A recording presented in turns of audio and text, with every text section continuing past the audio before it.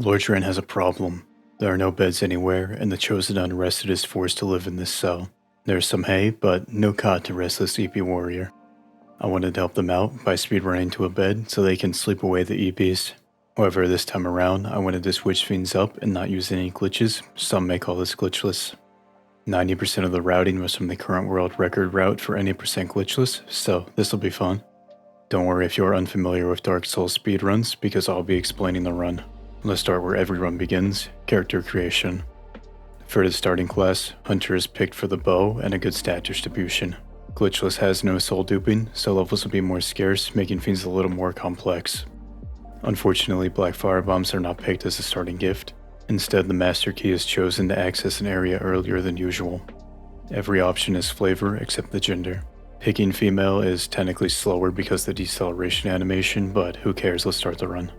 I slept Oscar a soul of a lost undead before this run so they would drop me the key to the cell. The Asylum does not seem to be up to building standards and lacks beds. I'm not in comfy clothes, so on this ladder I slip out of my armor and offhand the sword hilt. Ladders are nice for menuing because this game won't allow you to sprint and menu at the same time.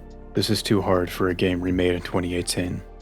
I sprint for the Asylum, past the demon, continuing on to the worst enemy type in the game, Hollows. This bow hollow is not the worst as I strafe their arrow and pick up the short sword. Once the pickup animation is done, I can sprint past them to the fog gate where I equip the short sword. I then run up the stairs, triggering the boulder before running back down. I stay to the side so the boulder smashes through the wall and it does not hit me.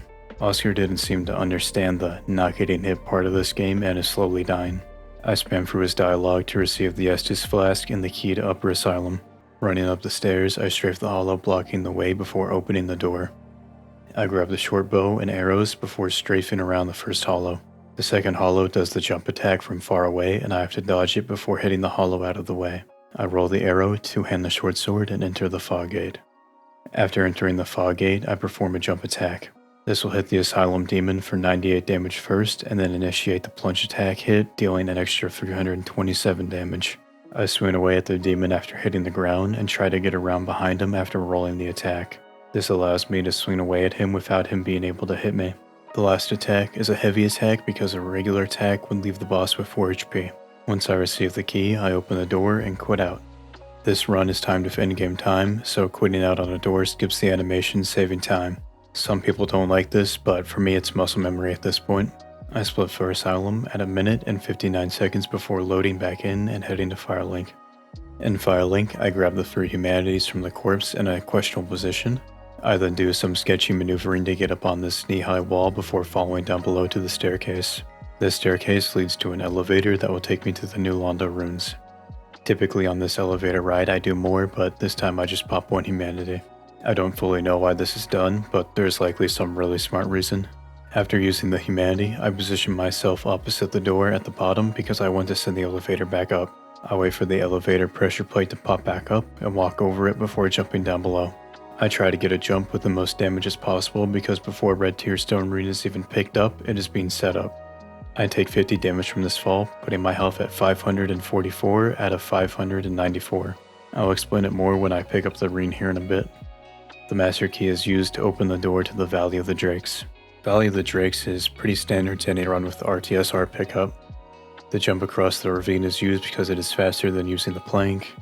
Sorry, but here comes the controversial part of the run. I pick up the Dragon Crest shield and roll twice towards the soul before picking it up. I run away with the sleepy dragon awoken from its slumber. I'm making the mother of all nap times here, Jack. Can't fret over every sleeping dragon. The shield pickup will be used to its fullest in some really interesting ways, so the dragon can rest easy. Continuing on, the first Drake is strafed to the left because they perform the sweep lightning attack. The next 2 are easily strafed as well, but the last 3 can be tricky.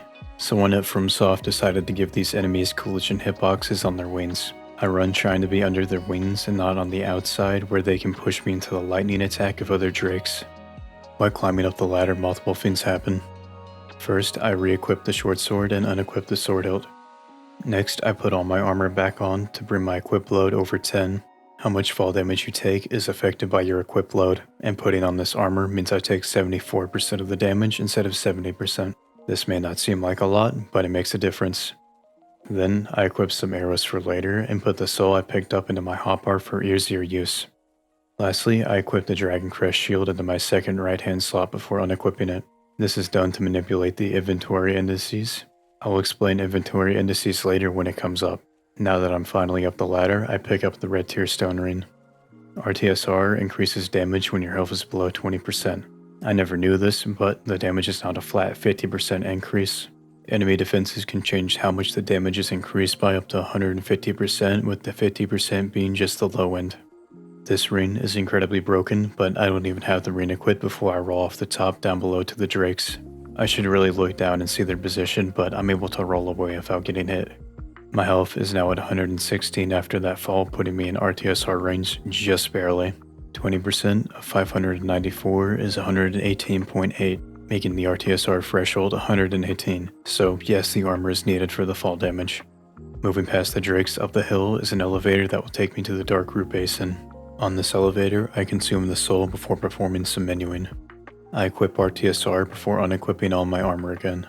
I then drop the sword hilt because I will no longer be needing it and it will just take up space. Once the elevator has reached the top, I sprint out towards some more useful goodies.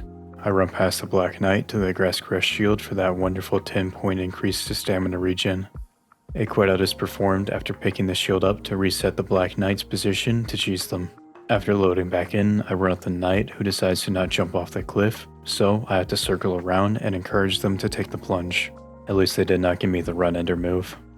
I continue on up the basin with my real halberd before doing some fast menuing after my stamina is nearly depleted.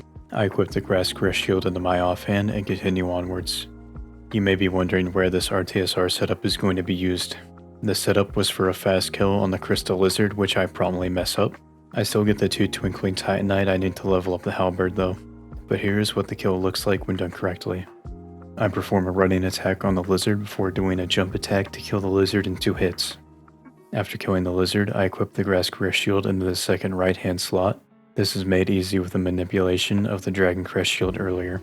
When I equipped and unequipped the shield earlier, the inventory indices stored an index of 3 for that slot. Inventory indices are stored values that determine what equipment should be highlighted when selecting equipment. Dark Souls does not track an item, but instead the index of where that item was. During the elevator ride, I dropped the sword hilt, which moved the Dragon Crest shield to index 2 in the inventory. The Grass Crest shield is picked up, which goes above the Dragon Crest shield. This brings the Dragon shield back to index 3. The next change was acquiring the halberd, which goes below the short sword. Now the Dragon shield is an index 4 and the Grass Crest shield is an index 3. The second right hand slot is still storing index 3, so when I go to equip an item, it is right on the Grass Crest shield. Next, I equip the short sword into the left hand second slot. There's no complex indices with this one because the game defaults to the top of the inventory if nothing has been equipped in a slot. This weird item menuing is done to quickly equip a good hand layout for the next RTSR setup. Having the sword in the left hand means I can block with it, taking reduced damage if needed for backup strats. While having the shield in the right hand means I can two-hand it to push enemies out of the way with the shield. There's nothing else of importance here, so let's head to Andre. Andre for once is useless to me right now. Instead of speaking with him, I head up the stairs to the Undead Parish bonfire where I level up. Dexterity is leveled up to 18, meeting the stat requirement of the Black Knight halberd. The last points are put into strength, which will help in killing the next boss, but also starts working towards the next stat requirement for the halberd. After I level up, I go up the stairs to make my way to the Gargoyles. RTSR is no longer set up because I rested at the bonfire, so I need to set it up again with the Barrack Knight. Not every attack does the same damage, so depending on the attack, I need to respond in a certain way. In this case, they do a slow overhead slam, so I backstep to take extra damage from the attack. This brings me down to 86 HP and puts me into RTSR range. Now I need to not die while getting to the Gargoyles. Up the stairs, I bait the Balder Knight down to attack, leaving room for me to strafe around the side. The worst room is up next, but I have experience in dealing with it. The first 2 hollows don't perform the jumping attack too close to hit me, but there's a hollow blocking the door. I shield bash the hollow who dies because of the RTSR setup, but it allows me to get past without dying. While climbing up the ladder, I menu the sword and shield back to a more normal positioning. After entering the Gargoyle fog gate, I run forward until I trigger the cutscene. Skipping the cutscene, I continue forward hoping for a good opener. I have to roll an attack, but I'm able to get the tail cut. This gives me the Gargoyle tail axe, which I equip in 2-hand before smacking the Gargoyle. I regain my stamina and hit the Gargoyle twice, which staggers it again. The damage is not the best, and I need to kill the first gargoyle before the second one can get to me. I roll the thrust attack and circle around when they go for the fire breath. They receive the 2-hit stagger combo before waiting to see what the gargoyle will do. I feel safe that they are not backstepping away, so I perform the jump attack to finish them off. Hitting the gargoyle with a regular attack will leave them with 24 HP, so the jump attack is performed to kill them quicker. Now I can climb up the unnecessarily long ladders. After reaching the top, I ring the first bell of resting. Once the animation has finished, but before the cutscene starts, I sip some Estus. After sipping the Estus, I roll towards the ladder and roll again in the corner to fall off. I then run off the edge, landing down below, setting up RTSR once again. The amount of RTSR setups in this run is crazy. Estus flasks heal 300 HP and the 2 falls deal around 327 damage. The RTSR setup before gargoyles needs to be accurate and make sure they are at 74 plus health or lose time on the ladders. After not dying to gravity, I speak to Oswald to purchase 2 homeward bones. Then the RTSR setup comes into play as I hit Oswald 3 times. I suck at this, but you should be able to get a backstab in after the 3 hits. Instead, the fight drags on a little bit, but it's fine because I kill Oswald. The reason for this was to receive the 2,000 souls from him before a homeward bone is used to return to the Undead Parish. I split for gargoyles during this load screen at 9 minutes and 30 seconds. At the bonfire, I level up strength to 22, which meets the stat requirement of the halberd when two-handed. Without the extra souls, I would be at 21 strength and could not use the halberd. I unequip the gargoyle tail axe and make my way to Firelink. Luckily, FromSoft gave this game an amazing interconnected world, so we have a shortcut elevator. On the elevator, I drop the short sword and put the homeward bone onto my hotbar. I then walk into the corner of the elevator, so once it opens I fall down instead of waiting for it to go down. This seems like an RTSR setup, but it is not for once. I don't need RTSR to kill Lautrec. Lautrec was never released, but defeating the gargoyles triggers him to appear in Firelink. I equip the axe once again and follow a path to try to hit Lautrec off in 2 hits. Once I receive the souls, I quit out so he drops his items. The important thing here is the Ring of Favor and Protection that will become very useful. I head down back towards the new Londo runes so I can make my way to Quelaag. There are a lot of ladders on the way down and I can't just meme roll to the bottom. After running past the infested barbarians, I walk off the edge, rolling to land in a safe spot. The geometry is safe here for me to move around. I then walk off again, but this time landing on a normal path before walking onto the wheel powered by small dogs. I heal up to full health before lining my head up with the other spinning wheel. I then face towards the wheel and wait for my head to pass this piece of it before walking off. Hitting the bottom, I roll off, landing further down below, taking more damage. I then equip the Fap Ring, which increases my max HP, but my current HP stays the same. My max health goes from 594 to 712. This does not slow the damage of the swamp, that is still 4 HP per second.